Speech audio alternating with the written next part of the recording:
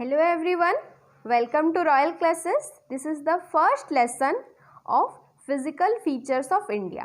ये जो lessons है ये mainly based है NCERT के book के ऊपर, तो ये बहुत helpful रहेगा NCERT के 9th class के student के लिए and ये बहुत helpful है other competitive exams के लिए. So without further delay, let's start. See, India has all types of physical features. Okay, India has almost all types of physical features, just like mountain, plain, island, plateau and desert.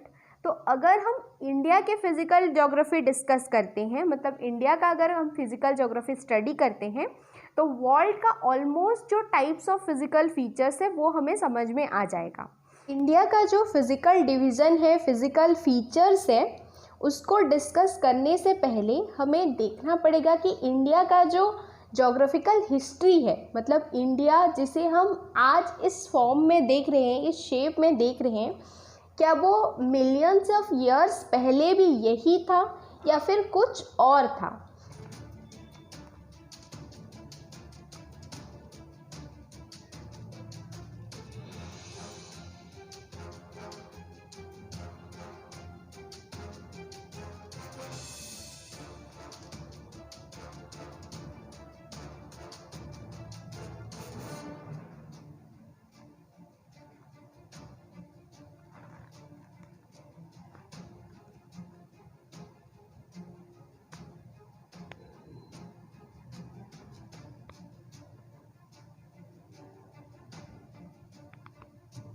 तो हम कुछ billion साल पहले चलते हैं, जब हमारे अर्थ में सिर्फ एक ही लैंड मास था. यहाँ पे आप देख सकते हैं कि ये एक लैंड मास है जहाँ पे लिखा है पेंजिया. ओके, तो ये जो टोटल लैंड मास है इसको बोला जाता है पेंजिया. मतलब दुनिया का आज हम जितने भी लैंड मासेस देख रहे हैं वो कुछ टाइम पहले, कुछ मतलब सम बिलियंस ऑफ ईयर्स एगो, वो एक ही सारे कॉन्टिनेंट्स एक ही जगह जॉइंटेड थे. और जो ओल्डेस्ट लैंडमास था उस लैंडमास का नाम था पेंजिया. मतलब जो पेंजिया था वो आज हम जितने भी लैंडमासेस देख रहे हैं सारे लैंडमास का एक जॉइंटेड फॉर्म था. एंड आज हम जितने भी ओशियंस देख रहे हैं, मतलब जितने भी जैसे मेजर 5 ओशियंस हैं, बाकी सारे सीज बेज हैं, सब एक ही जगह पे जॉइंटेड थे. मतलब एक सिंगल वाटर मास था और उस जो वाटर मास था उस वाटर मास का नाम था पैंथेलाजा. तो सिंगल लैंड मास का नाम हो गया Pangaea and single water mass का नाम हो गया पैंथेलाजा. कुछ डिस्टर्बेंसेस की वजह से जो पेंजिया था वो टूट गया, क्योंकि हमारे अर्थ का जो अंदर है वो अभी भी मोल्टन कंडीशन में है, वो अभी भी स्टेबल नहीं है. तो अर्थ में हम जो कुछ भी देख रहे हैं वो उसे हम स्टेबल नहीं बोल सकते, उसे हम बोल सकते हैं डायनेमिक, क्योंकि अर्थ का जो सरफेस है, जो स्ट्रक्चर है वो हमेशा चेंज होता रहता है. तो जो पेंजिया था वो टूट गया और 2 लैंड मासेस बने. एक का जो एक लैंड मास जो नॉर्थ में है, मतलब एक नॉर्थ साइड में एक लैंड मास था और एक साउदर्न साइड में एक लैंड मास था. जो नॉर्दर्न साइड में लैंड मास था उसको बोला जाता है लॉरेशिया एंड जो साउदर्न साइड में जो लैंड मास था उसको बोला जाता है गोंडवाना लैंड. और दोनों के बीच में एक सी था और उस सी का नाम है टेथिस सी. जो Asia, Europe and north America, Asia, Europe and north America Laurasia के पार्ट्स हैं. मतलब लॉरेशिया का फर्दर ब्रेकिंग हुआ और 3 कॉन्टिनेंट्स बने, north America, Europe and Asia. अगर हम अभी भी देखेंगे तो जो यूरोप और एशिया है कंप्लीटली सेपरेटेड नहीं है, आज भी दोनों जॉइंटेड हैं. और बाकी जितने भी कंट्रीज़ कॉन्टिनेंट्स हैं like Africa, Australia, Antarctica, south America, Africa, ये सब गोंडवाना लैंड के पार्ट हैं. यहाँ पे एक बहुत इंटरेस्टिंग बात हमें जानना है। जो इंडिया है, इंडिया ओरिजिनली गोंडवाना लैंड का ही पार्ट है, और वो गोंडवाना लैंड से सेपरेट होके उसका जो नॉर्थवर्ड मूवमेंट आके वो एशिया से टकराया है। मतलब originally India was located in the southern hemisphere. आज इंडिया नॉर्दर्न हेमिस्फीयर में है, लेकिन कुछ टाइम मतलब जब उसका ओरिजिन का टाइम था तब वो सदर्न हेमिस्फीयर का एक पार्ट था, एक गोंडवाना लैंड का पार्ट था।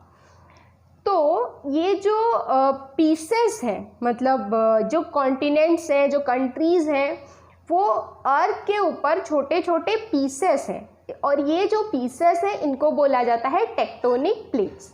और जो टेक्टोनिक प्लेट्स हैं वो हमेशा मूव करते रहते हैं। तो ये जो टेक्टोनिक प्लेट्स के मूवमेंट्स हैं, ये मूवमेंट्स की वजह से हमारे अर्थ के ऊपर बहुत सारे चेंजेस होते हैं। So there are 3 types of tectonic movements. Plate का मूवमेंट होता है वो 3 टाइप का होता है, और जो 2 प्लेट के बीच में जो दोनों का जो जंक्शन होता है उसको बोला जाता है boundary. So there are 3 types of boundary. एक होता है डाइवर्जेंट बाउंड्री।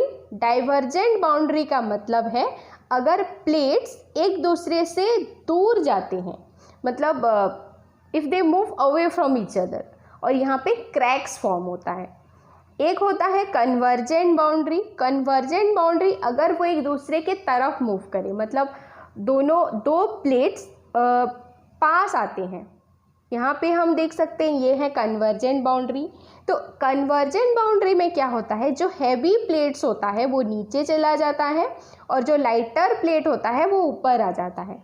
मेनली ये जो कन्वर्जेंट बाउंड्री है यहाँ पे माउंटेन का फॉर्मेशन होता है। और एक होता है ट्रांसफॉर्म बाउंड्री, मतलब अगर रिलेटिव टू ईच अदर अगर प्लेट्स मूव करते हैं तो ये हो गया हमारा ट्रांसफॉर्म बाउंड्री। ट्रांसफॉर्म बाउंड्री में मेन ये अर्थक्वेक ये सब होता है। हमारा अभी जस्ट इंडिया का फॉर्मेशन ख़त्म हुआ, तो इंडिया को हम ब्रॉडली 6 फिजिकल डिवीज़न में डिवाइड कर सकते हैं। तो वो जो 6 फिजिकल डिविजन्स हैं वो हम सबसे पहले देख लेते हैं।